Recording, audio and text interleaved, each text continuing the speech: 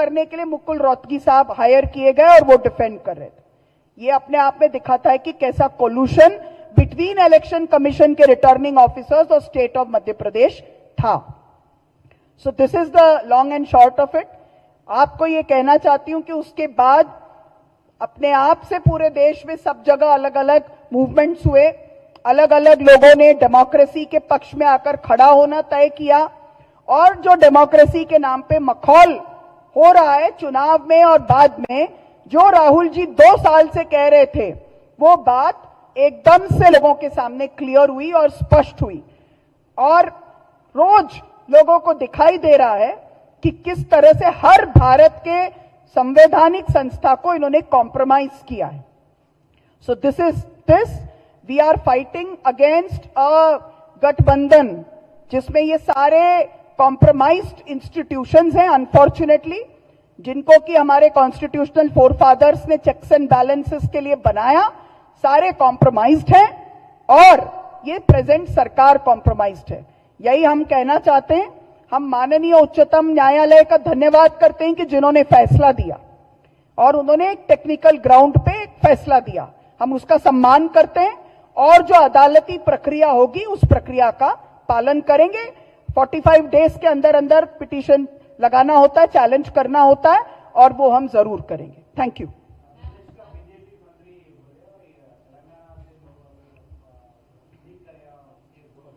मैंने बोला ना, ये सारे कॉन्स्पिरेसी थियरीज पहले दिन से फ्लोट हो रहे हैं। अच्छा, एक बार के लिए ये भी मान लीजिए कि सबने मिलकर बुरा करने की कोशिश की, पर क्यों कोई करेगा? सबको एक सीट चाहिए थी, हमारी पार्टी को तो बिल्कुल चाहिए थी। और अगर सबके सब थियरी को भी सही माने तो ये भी इस बात को जस्टिफाई नहीं करता कि election officers, returning officers compromise थे। मान लीजिए कि उन्होंने लाके कागज दिया, तो रिटर्निंग ऑफिसर्स के कॉम्प्रोमाइज होने का बचाव नहीं हो रहा है ना। रिटर्निंग ऑफिसर्स को तो फेस ऑफ इट पता था कि ये लीगल केस नहीं है, ये लीगल नोटिस है, तो उन्होंने क्यों उसको खारिज किया? खारिज करने वाले अथॉरिटीज कौन है? ये कॉन्स्पिरेसी थियरी देने वाले तो नहीं है। हमारे पार्टी के लोगों ने तो जाके नहीं कह दिया कि कैंसिल करो, वो तो रिटर्निंग ऑफिसर्स नहीं थे। रिटर्निंग ऑफिसर्स और इलेक्शन कमीशन ऑफ इंडिया के कॉम्प्रोमाइज्ड व्यवहार को किसी भी तरह का ऐसा बात कह के बचाव नहीं किया जा सकता। They cannot hold this as a shield. This is utter nonsense. क्योंकि मान लो कि everyone in the party was involved in some or the other conspiracy. Even then, what made those 2 returning officers take in a false charge and reject? जबकि उनका 2023 का rule book कहता है कि ये वो कर ही नहीं सकते. That doesn't give them any protection. That is very, very clear. And there is no conspiracy involved in this. आजकल सोशल मीडिया का जमाना है, लीगल नोटिस कोई भी किसी को दे सकता है। बट जब वो दोनों उधर रिटर्निंग ऑफिसर बन के बैठे थे, तो उनका काम था कि इसको समझते तो सही कि ये क्या है, ये केस है कि नहीं है। तो 2 बात निकलती है, या तो वो बहुत ही नाइव हैं जिनको कुछ प्रक्रिया ही समझ में नहीं आती, तो that means they are very incompetent, और it means that they are compromised. There can be nothing in between these 2. Either they are incompetent or they are completely compromised. And I think that it is the latter. क्योंकि वो नजर नहीं मिला पाए. They were knowing fully well that they are giving a wrong decision. But they were completely compromised. And there was a threatening presence of a Madhya Pradesh senior BJP leader inside. अच्छा नहीं माना जाता है, ठीक नहीं माना जाता है, इसीलिए मैंने उस पर कुछ नहीं कहा। अब मैं आपको थोड़ा विस्तार से सारी बात बताऊं। मध्य प्रदेश में 3 राज्यसभा की सीटें खाली हुई जिसको फिल करना था। 2 सीटें क्लियरली भारतीय जनता पार्टी के लिए गई। तीसरी सीट में 58 एमएलए कांग्रेस को चाहिए थे। कांग्रेस पार्टी के पास 62 एमएलए थे। 62 एमएलए होने पर हमारे पास 58 से हम थोड़ा ज्यादा ही थे, तो मुझे वो सीट मिली और पार्टी ने मुझे अपना कैंडिडेट बनाया और मैंने मेरा नॉमिनेशन फाइल किया।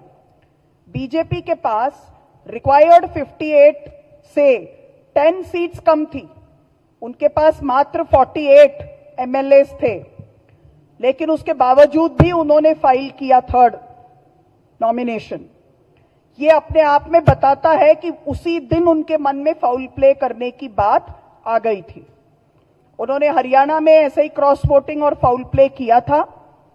अभी झारखंड में जो हुआ वो भी आप सबके सामने, क्योंकि 18 तारीख की वोटिंग भी हो गई, तो क्या किया गया वो आपके सामने है। तो फाउल प्ले के इंटेंशन के साथ ही उन्होंने 3rd नॉमिनेशन भरा। इस दौरान मध्य प्रदेश के एमएलएज, जब से मेरा कैंडिडेचर अनाउंस हुआ, ऑर्गेनिकली पहले दिन नामांकन में आए। सबने, मेरा 4 सेट में हम फाइल कर सकते हैं नॉमिनेशन, हमने 4 सेट में फाइल किया। सारे एमएलए साथ आए, बिना किसी प्रकार के मोबिलाइजेशन के साथ आए। 2 प्रदेश कांग्रेस कमेटी के अध्यक्ष मध्य प्रदेश छोड़ के, माननीय महेश गौड़ जी तेलंगाना से और महाराष्ट्र से माननीय हर्षवर्धन सपकाल जी, ये भी साथ आए। तो एक तरह से ये क्लियर हो गया कि पूरी पार्टी ऑर्गेनिकली एक कैंडिडेट को सपोर्ट कर रही है। जब उनको ये महसूस हुआ कि इस बार यहां पे जोड़ तोड़ नहीं हो सकता, पैसों से खरीद फरोख्त नहीं हो सकता, डर के आधार पर भी खरीद फरोख्त नहीं हो सकता, तो उन्होंने इलेक्शन कमीशन के रिटर्निंग ऑफिसर्स के साथ ये साजिश रची। मैं पूरे जिम्मेदारी से कहूंगी, दोनों रिटर्निंग ऑफिसर्स कॉम्प्रोमाइज्ड हैं, election commission of India compromised है।